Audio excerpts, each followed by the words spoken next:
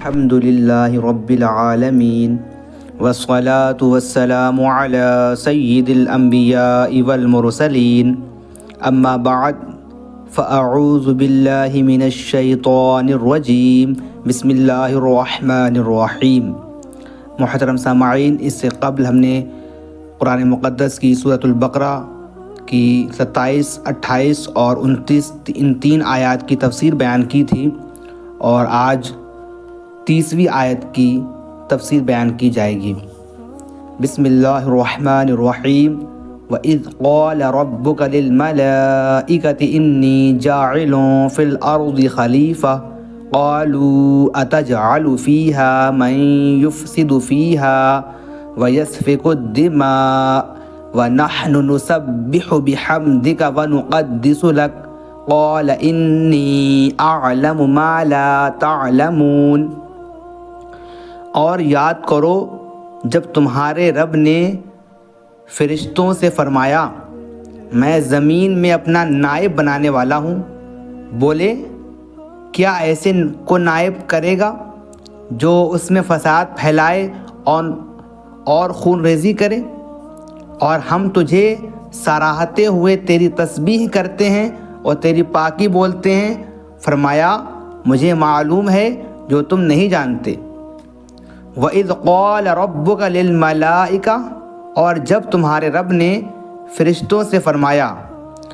حضرت آدم علیہ السلام اور فرشتوں کے واقعات پر ضمنی تبصرے سے پہلے ایک مرتبہ آیات کی روشنی میں واقعہ ذہن نشین کر لیں۔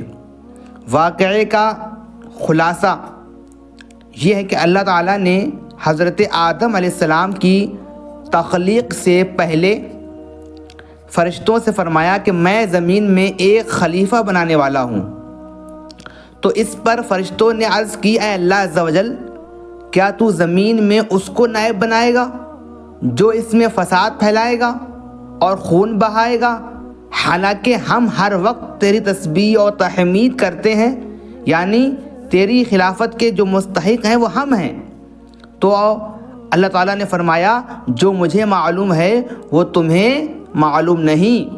پھر اللہ تعالیٰ نے حضرت آدم علیہ السلام کی تخلیق کے بعد انہیں تمام چیزوں کے نام سکھا دیے، اور پھر ان چیزوں کو فرشتوں کے سامنے پیش کر کے فرمایا کہ اگر تم اس بات میں سچے ہو کہ تم ہی خلافت کے مستحق ہو تو ان چیزوں کے نام بتاؤ۔ فرشتوں نے یہ سن کر عرض کی اے اللہ عز و جل، ہمیں تو صرف اتنا ہی علم ہے جتنا تو نے ہمیں سکھا دیا، ساری علم و حکمت تو تیرے پاس ہے۔ پھر اللہ تعالیٰ نے حضرت آدم علیہ السلام سے فرمایا اے آدم، تم انہیں ان تمام اشیاء کے نام بتا دو، ان تمام چیزوں کے نام بتا دو۔ جب حضرت آدم علیہ السلام نے انہیں ان اشیاء کے نام بتا دیے تو اللہ تعالیٰ نے فرمایا اے فرشتو، کیا میں نے تمہیں نہ کہا تھا کہ میں آسمانوں اور زمین کی تمام چھپی چیزیں جانتا ہوں، اور میں تمہاری ظاہری اور پوشیدہ باتوں کو بھی جانتا ہوں۔ انی جاعل فی الارض خلیفہ، میں زمین میں اپنا نائب بنانے والا ہوں، یعنی خلیفہ۔ اور خلیفہ اسے کہتے ہیں جو احکامات جاری کرے، سمجھتے ہو؟ احکامات یعنی کہ حکم کی جمع ہے احکامات، جو احکامات جاری کرنے اور دیگر اختیار میں اصل کا نائب ہوتا ہے۔ اصل یعنی کہ جو اصل جو ہے وہ خدا ہے، خدا کے احکام کو جو دنیا میں جو جاری کرے گا، احکامات بتائے گا، وہ خلیفہ ہے۔ اگرچہ تمام انبیاء علیہ السلام اللہ تعالیٰ کے خلیفہ ہیں، اور لیکن یہاں خلیفہ سے جو ہے حضرت آدم علیہ السلام مراد ہیں، اور فرشتوں کو حضرت آدم علیہ السلام کی خلافت کی خبر اس لیے دی گئی کہ وہ ان کے خلیفہ بنائے جانے کی حکمت دریافت کریں، اور ان پر خلیفہ کی عظمت و شان ظاہر ہو کہ ان کو پیدائش سے پہلے ہی خلیفہ کا لقب عطا کر دیا گیا ہے، اور آسمان والوں کو ان کی پیدائش کی بشارت دی گئی۔ یاد رہے کہ اللہ تعالیٰ اس سے پاک ہے کہ اس کو کسی سے مشورے کی حاجت ہو۔ البتہ یہاں خلیفہ بنانے کی خبر فرشتوں کو ظاہری طور پر مشورے کے انداز میں دی گئی۔ اس سے اشارتاً معلوم ہوتا ہے کہ کوئی اہم کام کرنے سے پہلے اپنے ماتحت افراد سے مشورہ کر لیا جائے تاکہ اس کام سے متعلق ان کے ذہن میں کوئی خلش ہو تو اس کا ازالہ ہو جائے، یا کوئی ایسی مفید رائے مل جائے جس سے وہ کام مزید بہتر انداز سے ہو جائے۔ اللہ تعالیٰ نے اپنے حبیب صلی اللہ تعالیٰ علیہ وسلم کو بھی صحابہ کرام رضی اللہ تعالیٰ عنہم سے مشورہ کرنے کا حکم دیا، جیسا کہ سورہ آل عمران میں ارشاد باری تعالیٰ ہے وَشَاوِرْهُمْ فِي الْأَمْرِ، اور کاموں میں ان سے مشورہ لیتے رہو۔ اور انصار صحابہ کرام رضی اللہ تعالیٰ عنہم کا وصف بیان کرتے ہوئے ارشاد فرمایا کہ وَأَمْرُهُمْ شُورَىٰ بَيْنَهُمْ، اور ان کا کام ان کے باہمی مشورے سے ہوتا ہے۔ حضرت انس بن مالک رضی اللہ تعالیٰ عنہ سے روایت ہے کہ نبی اکرم صلی اللہ تعالیٰ علیہ وسلم نے ارشاد فرمایا جس نے استخارہ کیا وہ نامراد نہیں ہوگا، اور جس نے مشورہ کیا وہ نادم یعنی شرمندہ نہیں ہوگا، اور جس نے میانہ روی کی وہ کنگال نہیں ہوگا۔ اتجعل فیہا من یفسد فیہا، کیا تو زمین میں اسے نائب بنائے گا جو اس میں فساد پھیلائے گا؟ اس کلام سے فرشتوں کا مقصد اعتراض کرنا نہ تھا، بلکہ جہاں پر جو فرشتوں نے کہا، جب اللہ نے کہا کہ میں اپنا نائب بنانے والا ہوں، تو فرشتوں نے کیا کہا؟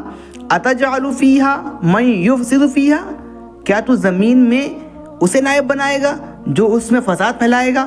تو یہ جملہ جو ہے یہ فرشتوں کا اعتراضاً نہیں تھا، بلکہ تعجب کا اظہار اور خلیفہ بنانے کی حکمت دریافت کرنا تھا، اور انسانوں کی طرف فساد پھیلانے کی جو انہوں نے نسبت کی، تو اس فساد کا علم انہیں یا تو صراحت کے ساتھ اللہ تعالیٰ کی طرف سے دیا گیا تھا، یا انہوں نے لوح محفوظ سے پڑھا تھا، اور یا انہوں نے جنات پر قیاس کیا تھا، کیونکہ وہ زمین پر آباد تھے اور وہاں فسادات کرتے تھے۔ فرشتے کیا ہیں؟ فرشتے جو ہیں وہ اللہ تعالیٰ کی ایک نوری مخلوق ہیں، گناہوں سے معصوم ہیں، اللہ تعالیٰ کے معزز و مقرب جو بندے ہیں، اور کھانے پینے ان چیزوں سے پاک ہیں، اور کوئی ایسا نہیں کہ فرشتہ کوئی مرد ہو یا عورت ہو، اس چیز سے بھی پاک ہیں۔ اور فرشتوں کے بارے میں جو ہے اگر اور کسی کو مزید جو تفصیل سے جاننا ہو تو وہ جو ہے بحر شریعت کی جلد نمبر 1 کے جو صفحہ نمبر 90 سے جو ملائکہ کا بیان ہے اس کا مطالعہ کر سکتا ہے۔ انی اعلم، بے شک میں زیادہ جانتا ہوں۔ فرشتوں کے جواب میں اللہ تعالیٰ نے فرمایا کہ جو میں جانتا ہوں وہ تم نہیں جانتے، کیونکہ خلیفہ بنانے میں میری حکمتیں تم پر ظاہر نہیں ہیں۔ بات یہ ہے کہ انہی انسانوں میں انبیاء بھی ہوں گے، اولیاء بھی ہوں گے، اور علماء بھی، اور یہ حضرات علمی و عملی دونوں فضیلتوں کے جامع ہوں گے۔ اللہ تعالیٰ ہم کو قرآن مجید پڑھنے، سمجھنے اور اس پر عمل کرنے کی توفیق عطا فرمائے، آمین یا رب العالمین۔